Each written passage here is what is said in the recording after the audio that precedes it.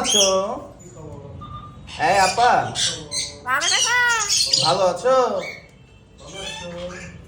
ময়না, হ হ হ, তোরে পিটামু। মাফুজা নাই, তোকে পিটামু। ময়না, হ্যাঁ হ্যাঁ এ আপা, খাইছো? হ হ, ভালো আছে। হ্যাঁ কি মানে এই পাখি যার কাছে ছিল দুই বোন তাদের কাছে ছিল, ওরাই ও কথা বলছে, এই কথাটাই শিখছে। না, আমি এখনো ক্লিয়ার বুঝতে পারিনি যে কি কি কথা বলে।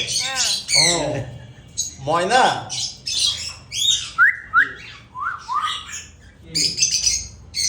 ময়না, আপা